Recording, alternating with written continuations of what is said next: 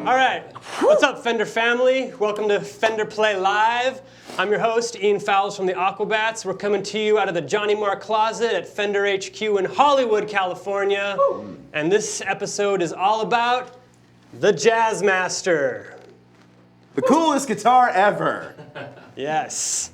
Yes, I have with me my very special guest, Mike Adams. Hi, everybody. Hi. Mike is a Jazzmaster guru. He knows everything about them. He has spent years studying them and searching through the rainforest for answers and clues and digging under the pyramids for the truth about Jazzmasters.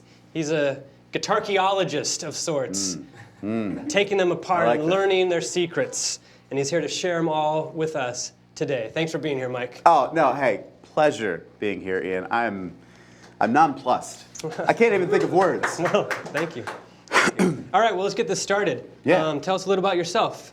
Oh, so my name is Mike Adams. If you know who I am, it's probably from Instagram, where I share tips and tricks about like maintenance and how to take care of your guitar and how to not break them, or how to break them better is also valid. Yeah. Yeah, and like you said, yeah, I know the Jazzmaster and Jaguar really well. I write about them, I work on them, I play them. Obviously, I don't take care of them very well. And but, you yeah. have them tattooed on your body. Sure do. Got a big old tattoo right there of Leo Fender's patent application drawing from, I believe, '59, and then his signature from a check that he wrote to his wife in '64. Awesome. So, because I don't know why I needed that on my body, but hey. Yeah. Where's there, Roman? there it is back there. The original. It's right there. The original drawing. Look at that. Copyright, trademark. Beautiful artist rendition. Jazzmaster. So let's go back in time. 1958. Back in time. Yeah. The year is 1958. California, Fullerton, music. Jazz was all the rage. Kind Whatever. Yeah, I guess that late, kinda. Maybe country. Whatever. Who cares about facts? Yeah. But we have a new guitar that joins the lineup of Fender guitars. 1950, we have the Broadcaster. It turns into the Telecaster, 52. 1954, we have the Stratocaster. Huge success. So number 3, the third guitar in Fender's line of fine electric instruments, the Jazzmaster. Here's how it sounds.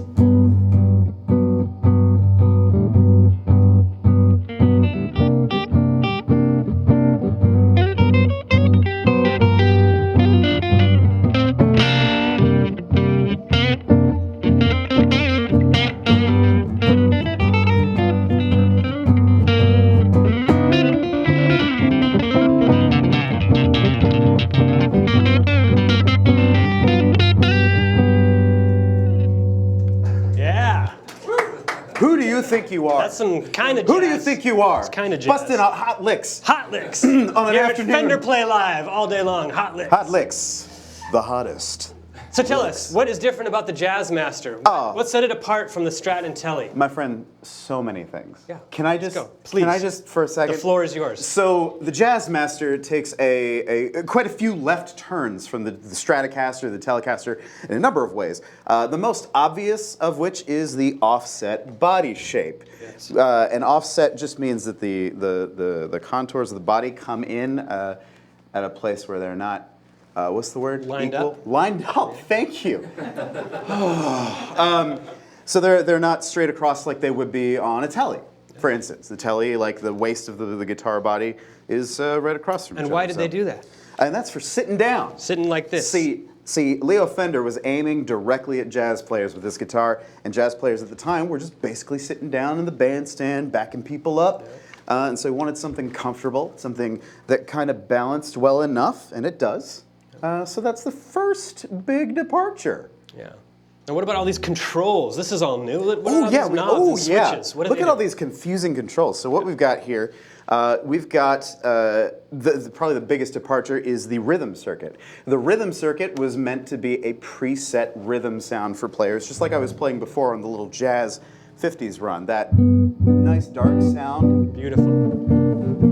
You know, just backing up the band.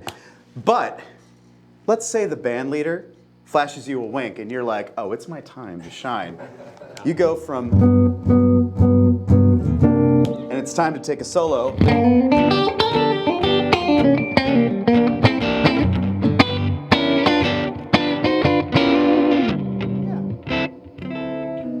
I lost my train of thought. all right. All that. I'm going to be honest. So it's basically two sets of controls in one Two sets of guitar, controls. You got your rhythm circuit for your dark. which only controls the neck pickup. Yeah. So you flip that guy up.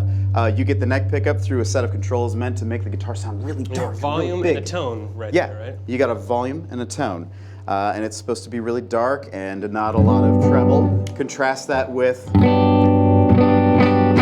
much brighter, a little bit louder lead circuit. So these are your standard controls like you would find on most other two pickup guitars. You got a three-way toggle, you've got a volume and a tone. So pretty simple. Yeah, It's yeah, not but really there's some other upgrades. Tell us about these pickups. Oh, these pickups are very different indeed from the Strat or a Tele. What you've got here are these two very big, very wide, very flat coils that are wound really hot. Hot coils. Hot coils. Like hot licks. Oh, hot coils. Hot coils. Coming through. Yeah. Yeah, and they're meant to be hot, pick up a little bit wider aperture of the string's vibrational length. If Aperture, I can get that's- a little technical on you. Please. But yeah, they sound different. They're capable of picking up a lot of depth and a lot of brightness. So you've got, yeah, it's a different sound from a Strat or a Tele. It's Definitely. very, very different. It's its own Definitely. thing. Now, what about the tremolo? This is different, right? This is a departure. This is my favorite. Yes, please enlighten us. Ian, this is everything to me. So what we've got, because this was marketed directly at jazz players, Leo Fender's thought was, let's look at an arch top and see what the strings do. And so the strings on an arch top, just like on the Jazzmaster, go from a tailpiece over a floating bridge and then down an angled neck. So you've got this extra length behind the bridge that's actually a lot of fun to play with. Mm-hmm. I mean, I'm not a very good jazz player, but I am very good at making weird noises like that. Awesome. So, anyway, what was the question? Oh, the vibrato. Yeah, the Vibrato's the best part. Oh, it's the best part. How could I forget? The vibrato here is this wonderful little spring that's under a plate, and what it does is it just kind of balances the tension so that when you actuate it, it comes right back into tune. So, isn't that something? Yeah. Now, if you guys have a Strat, you have the arm. You can do a little more dive bomby kind of stuff. Oh yeah, This absolutely. the Jazzmaster has a more subtle treble. Doesn't go the whole way down, Yeah. but it does come back. Little glide. Little glide. A little bit of a glide. That's beautiful. Well, tell us about this guitar. This is your own Oh. guitar you brought in Yeah. from the 60s. Tell us about this guitar. This is my best friend, Pancake. And the guitar is so called because the artist Paul Frank made me a strap. He wanted to make a strap with my favorite word on it, and I couldn't think of a favorite, but pancake, you can't be sad and say the word pancake. It's impossible. Or eat pancakes and be sad. Yeah, for real. You can feel a little Well, that's not bloated, sad. but That's like if you eat too many, but that's not sad. That's like wholeness. You're That's complete. discomfort and wholeness. It's the same, two sides of the same Yes. coin. But yeah, so it's called Pancake. It's from 1961. It is almost entirely original, although it's had a refret. We've got some different pickups in there now too, because the originals were starting to lose a little of their magic. Where did you find it? I found this in a guy's basement in Portland. What are you doing at a guy's basement in Portland? That's no, I was there to buy an amp, and I asked him if he had anything else for sale, and he said, "Yeah, I have this really crappy guitar that I don't use." And when people say that, generally I find that it's not really a crappy guitar. Yeah. It's gonna be something cool. So he brought this out. I fell in love immediately and forked over my entire life savings just to get it. That is a lie. Worth it. It was most of it though. It was pretty close to the top end. But yeah, totally worth it. Best guitar ever. 1961. Brazilian rosewood fretboard. It's got some cool cigarette burns, which Yeah, is like fun is to this look all at. here, or did you? Is this have you added to this? There was a good bit of this there. All of the wear on this was already started for me, but I am also like I play these. Let's tell this audience just a little bit about the differences between and I'm playing. This is a brand new Fender American Pro In a great color. in the Mystic Seafoam Yeah. color. Now the paint on here is never going to look like that, because this is a different kind of paint than they used to Yeah, use different back kind of then. finish. This is super thin nitrocellulose paint Yeah. that Lacquer. Yeah. Yeah. Is that? We're getting the sign. Yeah. Okay. We'll move along. So. Move along, he says. In the 50s, Leo designed this guitar for jazz players, but not many jazz players played it. A few, but not as many as he'd hoped. Yeah. And instead, it gets picked up by like surf players, garage bands, and let's play a little surf. Let's crank up that reverb.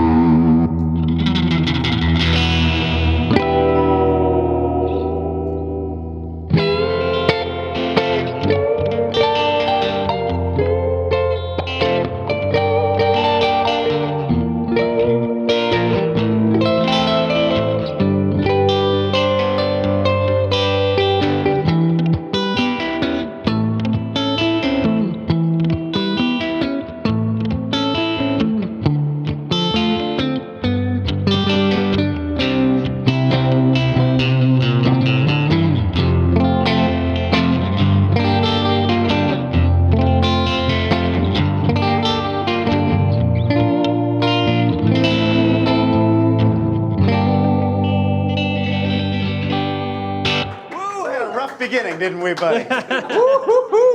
We caught it there in a few measures. So yes, surf guitars picked us up. Bands like the Ventures, I know they're kind of famous for playing Mosrite guitars. They actually played Jazzmasters most of the time. Right at the beginning of their career. Jaguars, Strats. And there's even on Fender Play a Ventures song you can go learn. Walk Don't Run, I believe. Yeah. I'm not sure. And we can fact check that later. After that, the jazz, but then after that, the Jazzmaster, it's still not the most popular Fender guitar. But in the 70s, there's a lot of newer artists coming up that started playing it in the genres of like indie rock and proto-punk and artists like Tom Verlaine from Television and Rick Ocasek of the Cars. The Cure, Robert Smith played one for a little bit, and one of my personal favorites, Elvis Costello. And he's actually kind of the reason I play a Jazzmaster. He's one of my favorite artists, and when I was about 16, I went into a thrift store and I bought his first album, My Aim Is True. And there's just this big picture of him on the front and back with this Jazzmaster. I just thought it was the coolest looking guitar, and I always wanted to figure out what it was and get one, and finally did. There's these kind of underground artists that are playing Jazzmasters in the 70s into the 80s. And then you have the Fender Corporation stopped making the Jazzmaster about 79, is that right? I think the last ones rolled off the assembly line in 82. Okay, 82, I stand corrected. But they stopped making them, and they kind of go into pawn shops and scattered across the land. And in the late 80s, early 90s, you get bands that are coming up that don't have a lot of cash, and they start buying up these guitars in pawn shops, and you have bands like Dinosaur Jr., who we're going to talk about a lot later in the second half of this segment. We've got bands like My Bloody Valentine. Sonic Youth. Sonic Youth, of course. Oh, yeah. All right. A lot of kind of bands that are known as grunge, alternative rock, indie rock start picking up these guitars because they're cheap. And they start making really cool, noisy, new kind of sounds with them, and kind of define that era.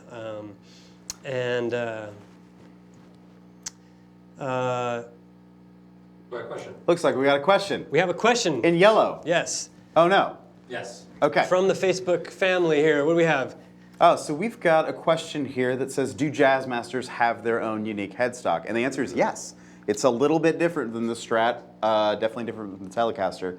But yeah, you can see it comes out just a little bit This dip is a little bigger, right? A little bigger. And it keeps getting bigger, right, in the late 60s. Yeah. Yeah, in the late 60s, the Strat, the Jag, the Jazzmaster, they all start sharing that same sort of big, oversized headstock. But at this point, yeah, it's its own thing. Yeah, a little bigger than the Strat. Yeah, that answers the question. A little bit. It's different.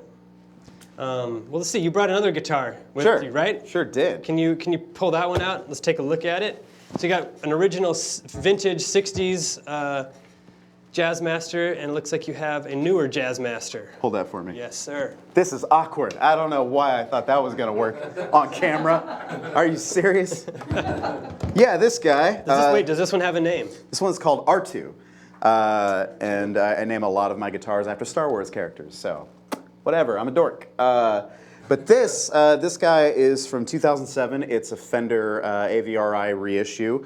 One of the thin skins, so it's Sonic Blue. It has a matching headstock, Love slightly the matching bigger neck. headstock. Yeah, Love the matching headstock. love this thing. This is the first Jazzmaster I ever got, and it started the whole thing for me. It sounds fantastic. Let's play a little something, shall we? So what are we gonna play?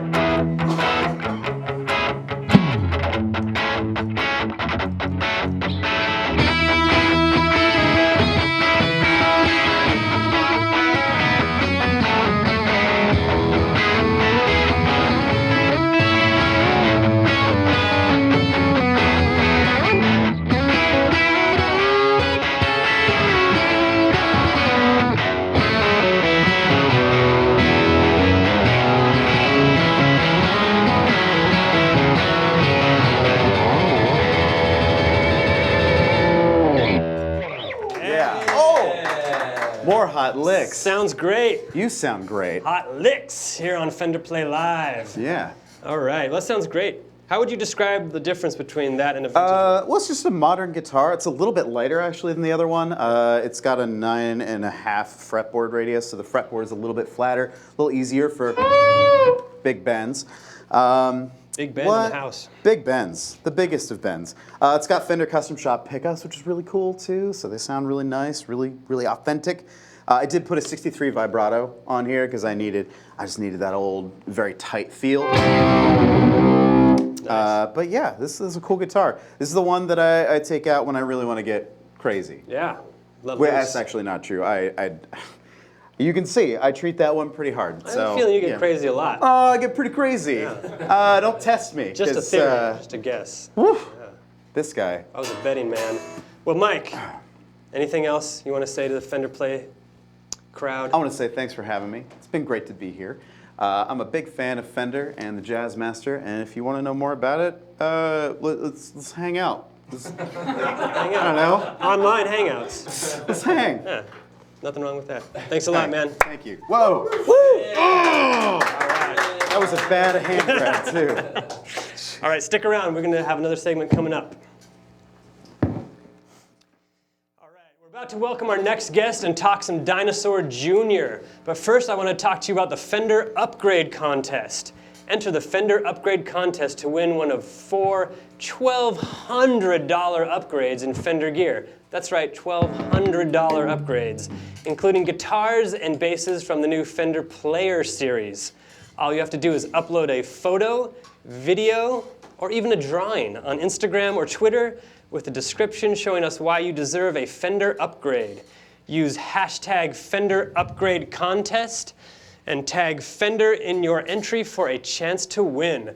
Contest ends June 14th, so get your entries in ASAP. That's as soon as possible. All right, we're back.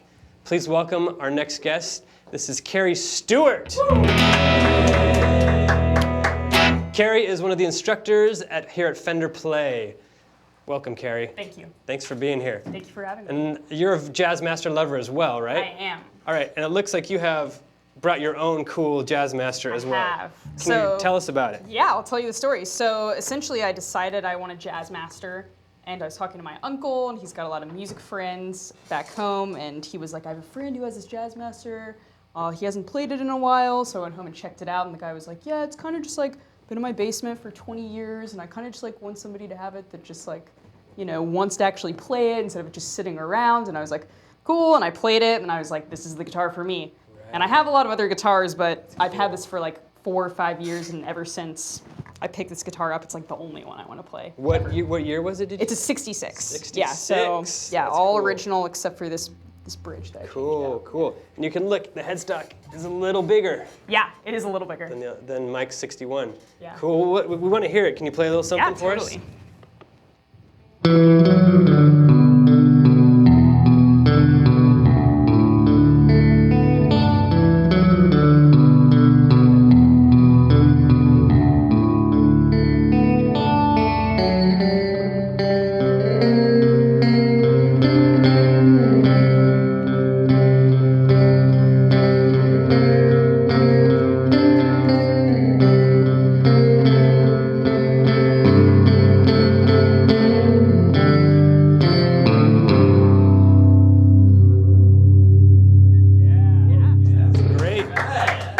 Awesome. Yeah. Sounds really cool. Why does it Really sound so big deep?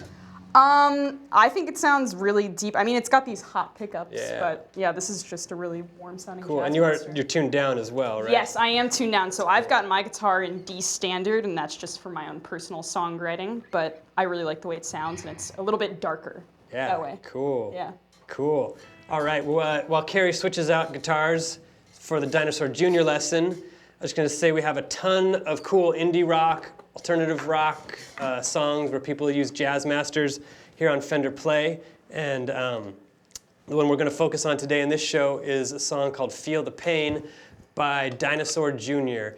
If you've never heard of Dinosaur Jr., their guitar player Jazzmaster is a big proponent of the Jazzmaster. It's one of his favorite main guitars. He plays all the time with them live. And in fact, he has his own Squire signature model, the Jazzmaster Jazzmaster. It is a great value and it's a great guitar. I'm going to switch out to a Squire Jazzmaster Good idea. as well. We can be twins. Yeah.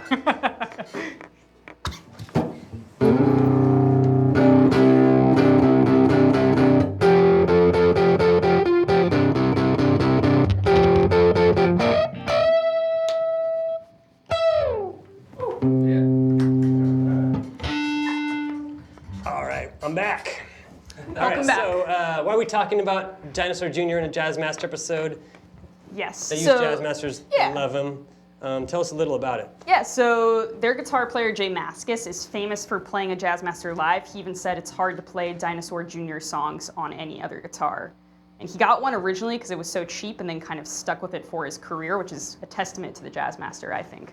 He just thought it sounded awesome, it had the right vibe. Yeah, that's Yeah. cool.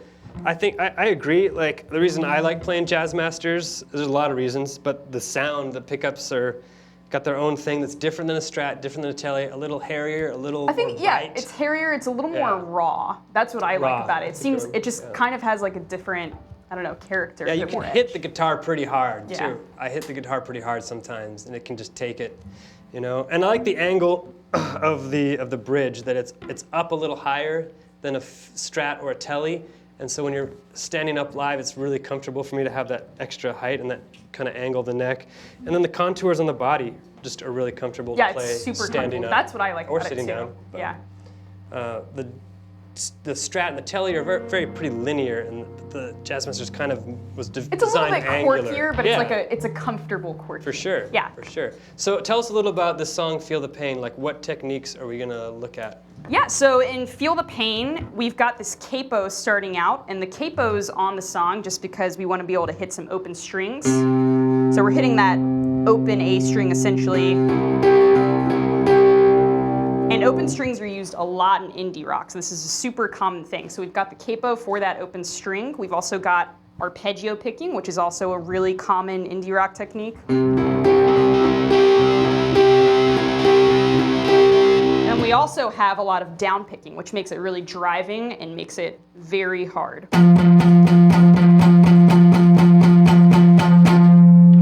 Downstrokes are the Yeah. secret of rock and roll. They are. Gives it that. It's not really a secret, I guess. No, it's not a secret. But it is. Because we just told it. It is rock and roll. Yeah, and we've also got that bend. Oh yes. I think you had a Bend. specific term for the kind of bend it was. I believe they're called an oblique bend. Yes. Don't quote me on that, but it's where you hit two strings and you only bend one. It sounds pretty official to me. Yeah, I'm well, going we'll to trust just go you with on it, I that one. guess. Yeah, the oblique bend. You keep this on the highest E string. You keep that finger planted, and you just bend up the B string till this note matches this note. Yep. So one stays the same and one bends. And you gotta shake it a little. You know? Give it some character. Hot licks! We've also got bar chords in the song, which are also really important in indie rock. Yes. Yeah. What else? Well, we've also, you know, tone. yeah, the tone. We both have fuzz pedals on We right do now. have fuzz pedals Kind on. of essential if you're gonna play Dinosaur Jr. or some of that 90s alt rock, is you need a decent fuzz pedal. There are a lot of different ones out there. They're all kind of got their own flavor. Totally. But it gives it that just like distortion, overblown distortion sound. Yeah, it gives it that aggressive sound. Aggressive. Yeah. better word, aggressive. Aggressive in a good way, though. Yeah, so why don't we play a little of the song? Yeah, What do you say? start out at the top. All right. 1, 2, 3, 4.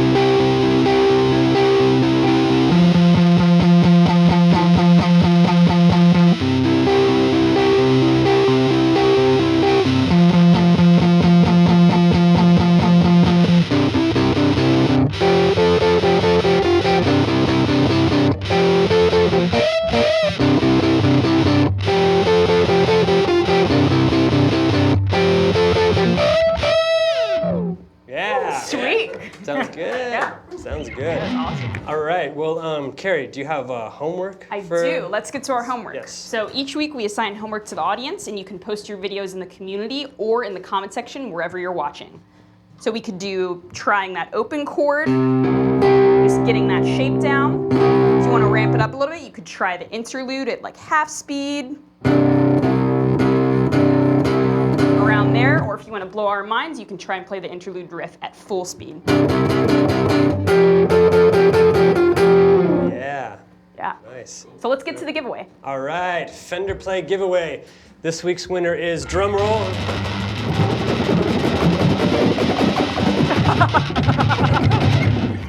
James M. Nice. James M. Jazzmaster. J Maskus. James M. The JM show today. Yes. Congrats, man. And remember, the more videos you watch, the more chances you have to win. Nothing wrong with that. Yep. All right. Well, do we have any questions coming up? One. All right. All right. Benjamin Price wants to know what the differences are between the Jazzmaster and the Jaguar. That is a great question. They're very similar. They're very similar. Similar body shapes. Yeah, both offsets. Yeah, in the offset bodies. family. Jaguars are a touch smaller body. Jaguar have a shorter scale neck. So this is a full scale length neck on the Jazzmaster at 25.5 inches. The Jaguars are 24 inches. So they call it a short scale on the Jaguar. And the controls, this is a different one, but the controls are pretty similar as well, except for down here, the three-way switch is on a Jazzmaster. On the Jaguar, there's actually 3 different switches to turn the pickups on and off. Yeah. So, Pretty and similar the to pickups are a ours. little different. The Yeah. pickups are a little more like Strat pickups. They're a little thinner sounding, Yeah. and it has a little more spank, I think, than the Jazzmaster. So. Yeah, Jazzmasters can be a little bit darker sometimes. Yeah. Yeah. We've got another question. Robert Hollander, which model is that in the silver with the maple neck? Okay, yeah, this is the guitar I'm playing. This is my main guitar for the Aquabats. I've been playing for 8 or 9 years with It's them. a really cool guitar. Thank you. This is the Squire Vintage Modified series that they made back in around 2011-ish. And it came in a couple different colors. And it's made in Indonesia, and I love it. It's got Seymour Duncan designed Seymour Duncan designed pickups in there, and just a 3-way switch. It's a little more simplified than the traditional. These knobs are cool too. Yeah, it's got the Yeah, it's concentric really knobs. So specific. like the 60s jazz basses had these. It's got the volume for each pickup, and then a tone for each pickup underneath. That's awesome. So it's kind of streamlined. It's got a hardtail bridge instead of a tremolo. And I love it. I love it. Sounds great. These are a little hotter pickups than most Jazzmasters come with, but it sounds great for what I do. So, do we have? We have some shout outs. Okay, no more questions. Yeah. Shout outs. All right. Cool. Give us the shout outs, Carrie. Each week we've got a shout out for a specific Fender Play community member. This week we've got Joseph Rice, and he helped donate guitar lessons to a young lady seeking musical therapy and received a written letter about how much she appreciates them. Way to spread the joy of guitar. That's amazing. That's awesome. Yeah. Can we just say how cool that is, right? Giving the gift really of cool. music to help Yeah. you heal. That is amazing. Yeah. Next, we've got Frank Strauss. He's a new member who's 71 and legally blind and started guitar lessons on Fender Play. It's never too late. Yeah, Frank. Yeah. Cool. All right. Well, it looks like we got a couple. Fender Play updates. Yeah, so we got some new songs in Fender Play. One of them by a little band called Nirvana. Maybe you've heard of them.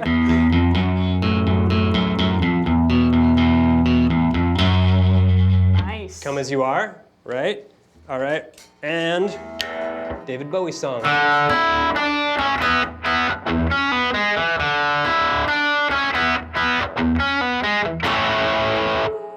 Rebel. Yeah. So check those out on Fender Play Live. All right. Stop all the buzzing. Carrie, thank you so much. I want to say thanks to Mike Adams for coming in and joining us, and for you guys for tuning in, stopping by. Keep practicing, and see you next time. Thanks so much.